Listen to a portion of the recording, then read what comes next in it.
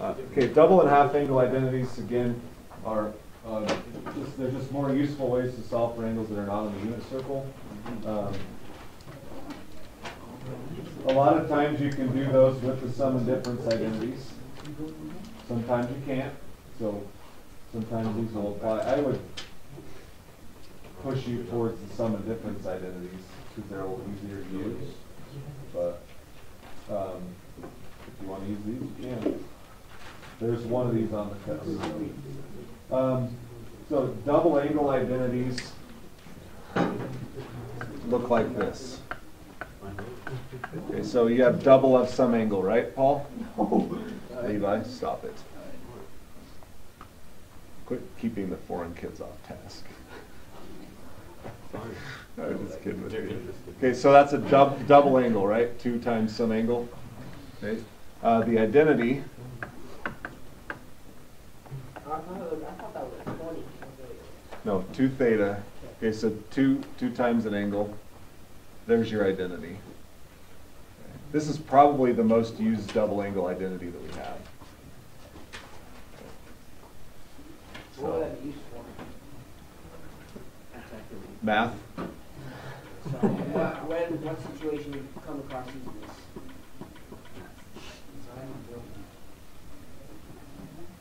What would our problem look like to where we have to use it? Let's see.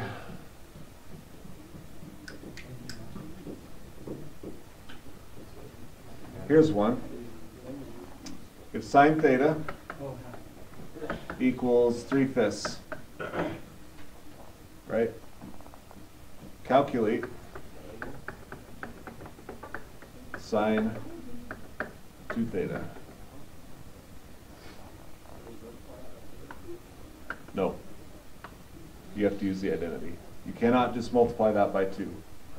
Okay? Yeah, it'd be nice, wouldn't it? But no, not going to work. Okay, so we have to use the identity, right? So we have to know that we are using that. Do we know sine theta already? Yes. Right there, correct? Okay, so we already know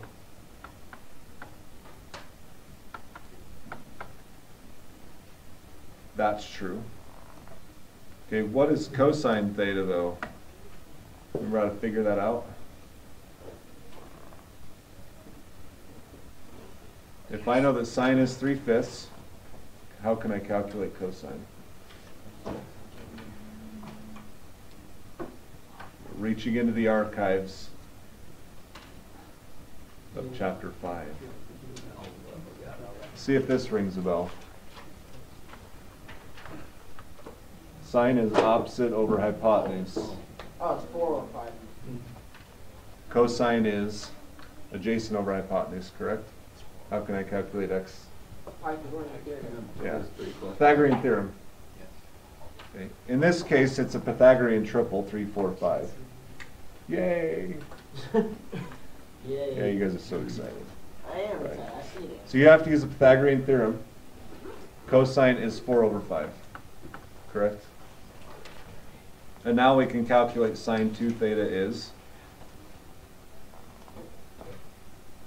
24 over 5.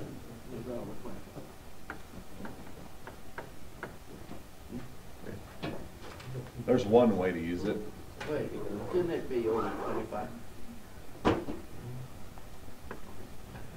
We're not adding fractions here.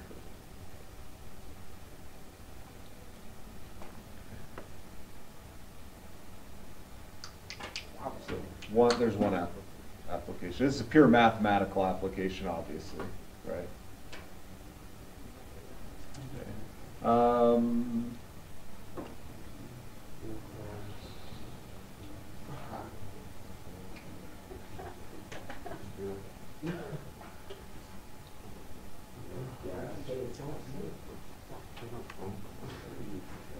That's probably the most used way to solve these, or to use this. I'm trying to think of unit circle problems, but pretty much any double of unit circle is also on the unit circle, if I'm not mistaken. Yeah, okay, so I can't think of any unit circle applications at the time for these, but this is mainly where your book's going to push you. Okay. We also have identities for cosine. I think there are a couple of them actually. I remember right. Oh, 3 to be exact.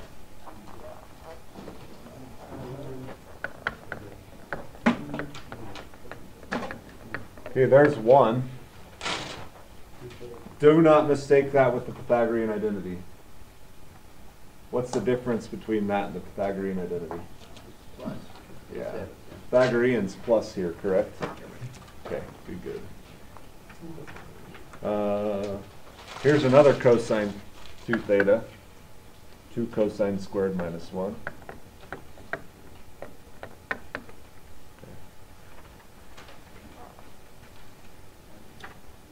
You could also do 1 minus 2 sine squared. Those are all just different manipulations of cosine, the original. And then tangent.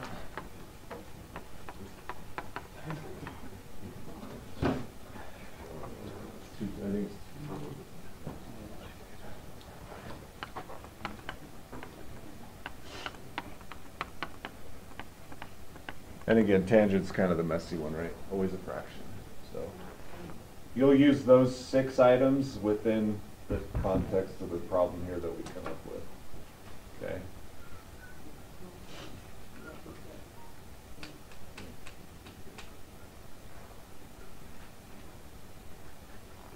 Good?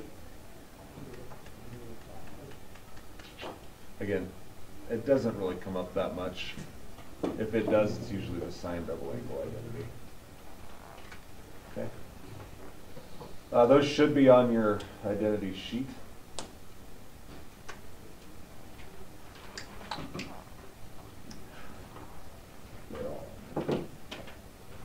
Sine, cosine, yeah, they're all on there at the bottom left corner.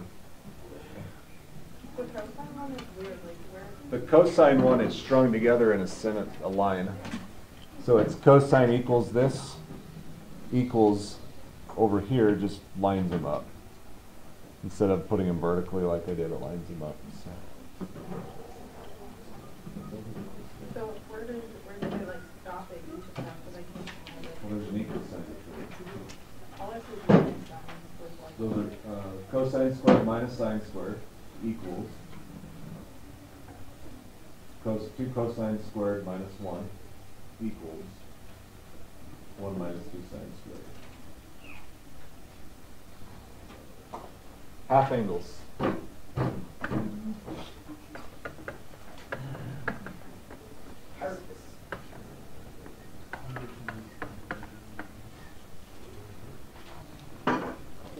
Okay, let's say, how about this? Is that on the unit circle?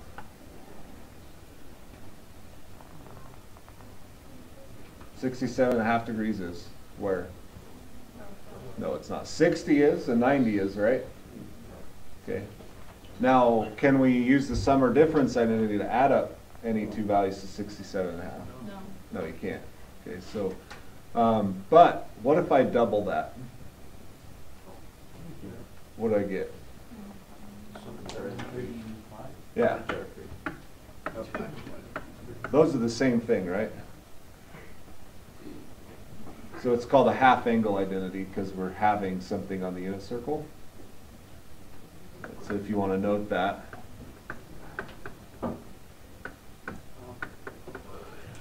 Half.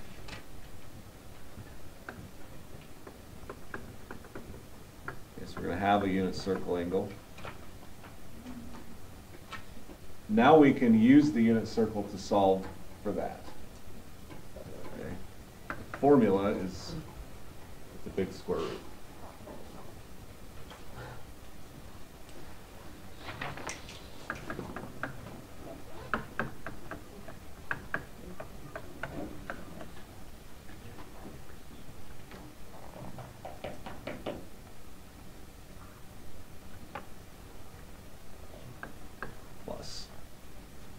don't get the plus and the minus. They're mixed up because one is sine, one is cosine. Okay. So there's your formula. We're using 135 to solve for this. Okay. Okay. Here's something that people question about: This is another. positive or negative. Okay. This is another identity. Yeah. I'll write it out in general form here in a sec. What quadrant is this in? 67.5 is quadrant 1. So here, is cosine positive or negative? Right? So I'm going to use the positive value right there. That's what, okay, so you have to figure out which one of these to use. Okay. So we have to use the positive value because we're in quadrant 1. If we were in quadrant 2, cosine is negative, we would use the negative.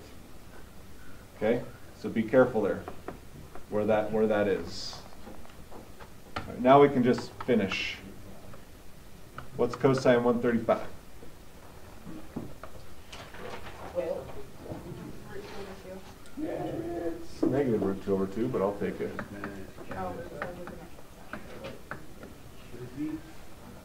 And then what are you going to do now?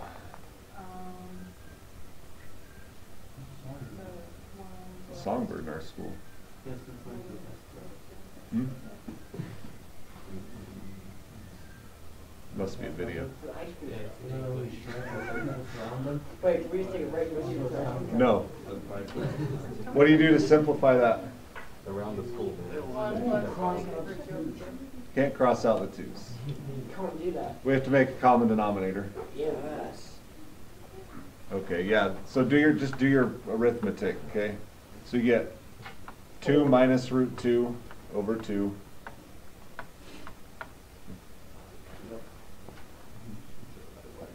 And just keep on rolling. Okay. So 2 minus root 2 over 4. Yeah, got you.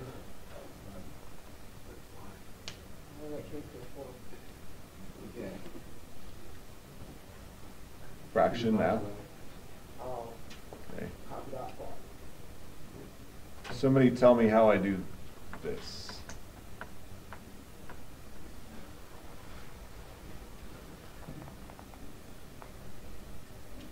What I do? Of? Yeah, square root of 4. So you can separate numerator, denominator, square root top or bottom.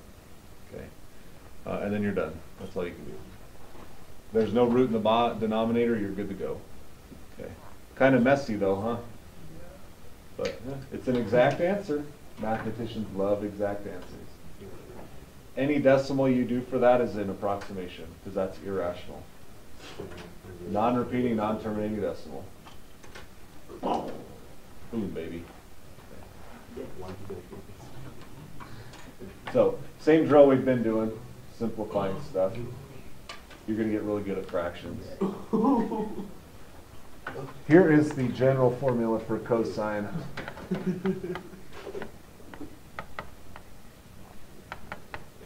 That's not what I wanted to write. You guys all right? Something must be really funny.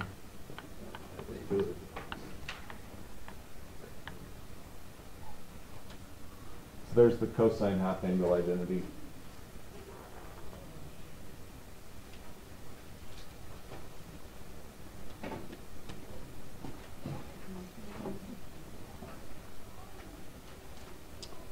Okay. Good. Let's try one with radians. Oh, I just ruined your day. No walking in your room today. I had to get out of bed. Oh, we dropped it on the theater.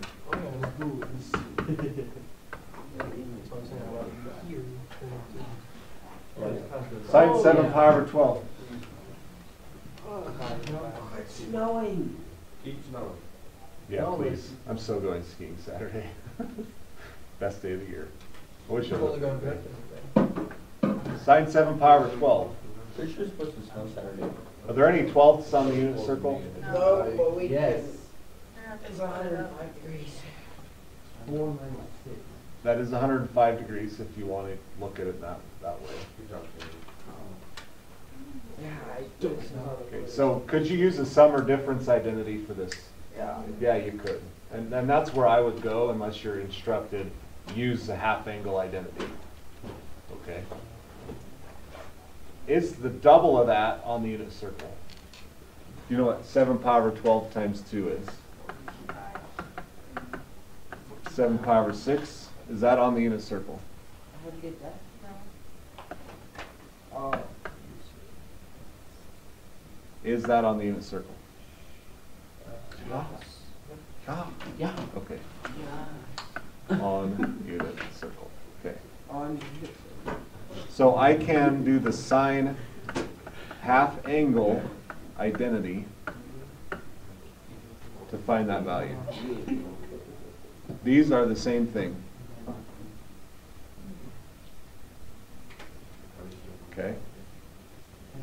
This, the sine half angle identity uses cosine. And I think it's minus. Okay, so cosine, the only difference between sine and cosine, half angle identities is the plus and the minus. That's it. Sine versus. So don't mix them up. Okay. Again, we have to pick.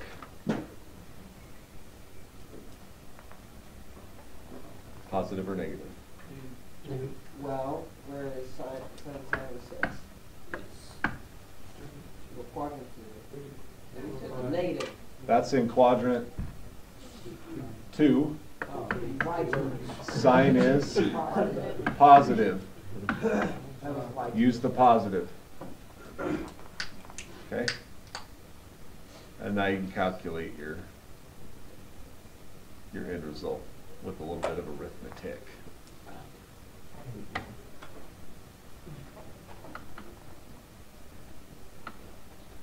Cosine of 7 pi over 6. Cosine of 7 pi over 6. Yeah. That would be negative, cosine of it? Close, that's sine. Negative. Oh. Negative. Oh wait, hold on. Yeah. Am I in the Negative right? 3 over 2. That's looking at it. Yeah, second's root 3. Oh, it is, yeah. Yes. So,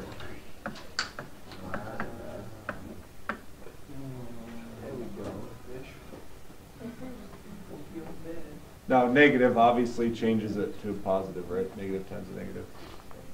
And again, same math we did last slide. Okay. You do the Common denominator, fractions, roots. Do I need to finish it? Yeah. Yeah. Okay. Kellen, what's the top of this numerator going to look like? 2. 2. Yeah, 2 plus root 3 over 2. Over 2 over 1. Okay, make that a fraction. Okay, so we end up with 4 on the bottom, right? Okay, I'll write it out.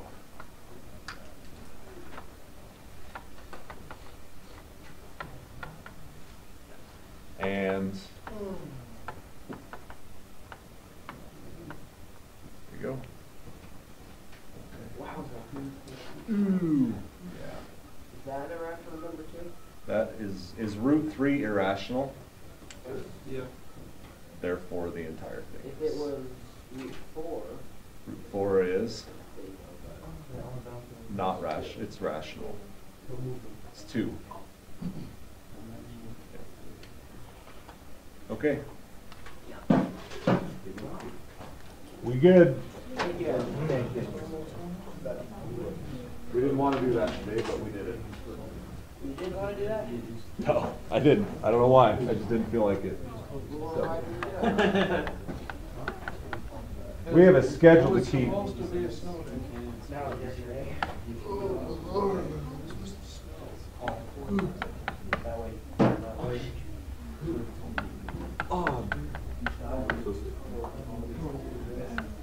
I'm gonna be sick all the way till Friday next week. 44. Okay, no, just write down my homework. Hold on. 44 has degrees, minutes, seconds in it. We didn't do that. There are your angles.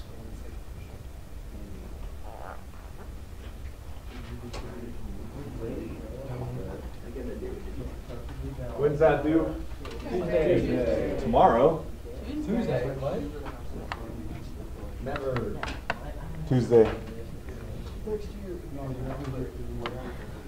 that say, what is Yeah, your homework yesterday, but tomorrow, right? Yep. So tomorrow we'll score 7.3.